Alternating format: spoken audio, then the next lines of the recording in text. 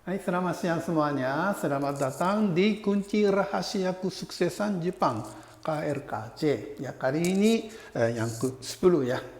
Dan beberapa kali ini saya menjelaskan hal-hal yang tidak boleh begitu ya, gitu ya. Ya. Dan kali ini kita belajar hito no fundoshi de sumo wo toru. Ya, kalau fundoshi itu sebenarnya ya saya terjemahnya kolor, tapi kalau di Jepang itu ya kalau zaman dulu itu kan dengan satu kain tutup itu ya bagian bawah gitu kan. Dan ada yang pernah itu nggak nonton sumo nggak? Sumo gulat Jepang, ya. Kalau itu ya namanya fundoshi ya. Fundoshi itu sangat penting bagi pemain sumo ya. Dan katanya mereka kalau begitu dapat satu fundoshi ya, maaf ya sedikit jorok tapi seumur hidup tidak cuci. Ya, begitu penting. Ya, begitu penting. Jadi kalau bermain gulat ya sumo ya, bermain sumo dengan fundoshi orang lain itu hal yang sangat malu.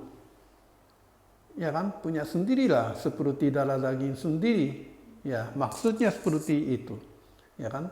Ya, misalnya salah satu contoh, ya kemarin sudah itu ya kami menjelaskan itu ya pinjam kekuasaan harimau gitu kan. Ya sebenarnya diri sendiri hanya pokoknya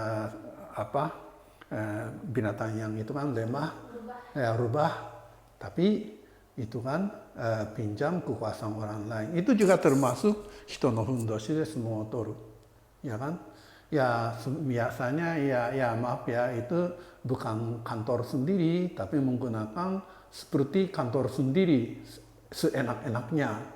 Atau sebenarnya mobilnya itu mobil kantor, tapi mobil itu digunakan seenak-enaknya seperti mobil sendiri, ya.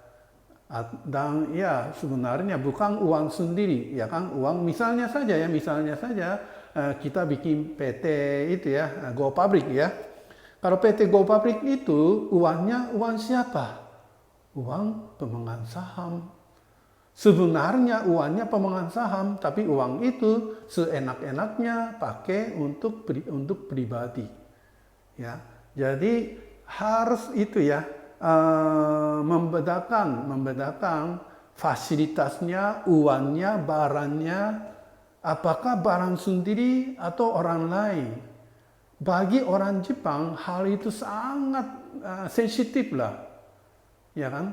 Kalau ada orang yang itu ya seperti hito no fundoshi de sumo toru, pasti sangat diremehkan, sangat dibenci, ya kan?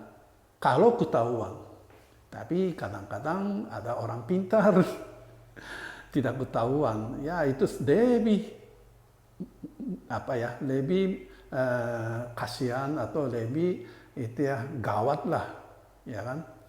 Dan kemarin itu ya saya menjelaskan beberapa hal yang tidak boleh dilakukan ini, ya boleh dikatakan kegiatan atau kondisi yang pasti, maaf ya kata-katanya agak kejam, tapi pasti jatuh ke neraka, gitu. Ya, jadi kita harus memikirkan kondisi sekarang ini, ya fasilitasnya punya siapa, uangnya punya siapa, kondisinya punya siapa, ya kan? Dan kalau seandainya yang paling penting harus ada rasa terima kasih, ya. Saya sampai sekarang hidup seperti ini oleh karena siapa, ya kan? Ya seperti itu. Dan kalau saya ya, maaf ya sedikit cerita ya. Kalau saya sendiri itu cara hidupnya mungkin ya agak beda daripada orang lain. Setelah saya lulus kuliah, saya pernah kerja di perusahaan orang lain ya. Itu hanya 2 tahun saja. Ya, sebenarnya maaf ya kalau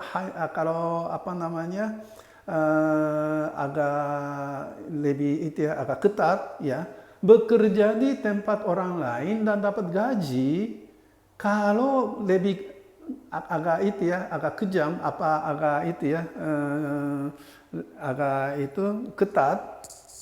Menurut saya, hito no fundoshi desu motor juga. Ya, karena fasilitas orang lain kan. Tapi kalau begitu ya saya berusaha, saya selalu hitung. Ya, usaha saya per jam seperti berapa rupiah. Dan untuk kembalikan uang itu, saya usahanya seperti apa. Ya kan, jadi 1 tahun di Jepang, 1 tahun di Indonesia. Kalau waktu saya bekerja di perusahaan orang lain, saya selalu berusaha. Saya tidak boleh melamun di kantor.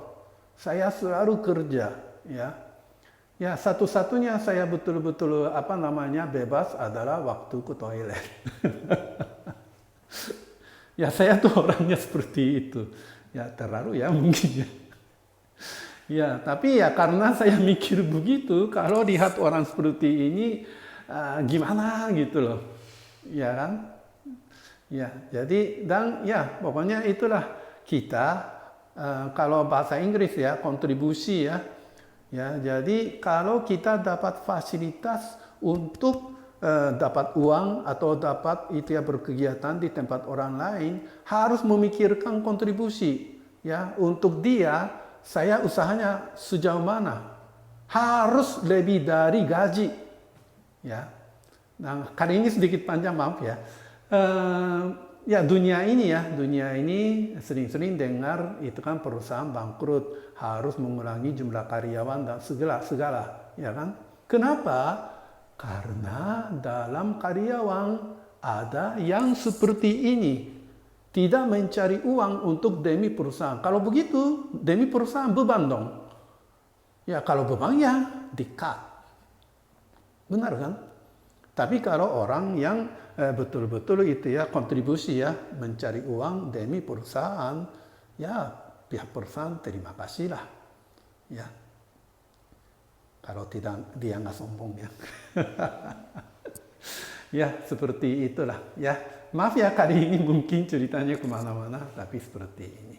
Ya, mari kita masuk surga ya. Yang penting kita tanggung jawab untuk diri sendiri dulu.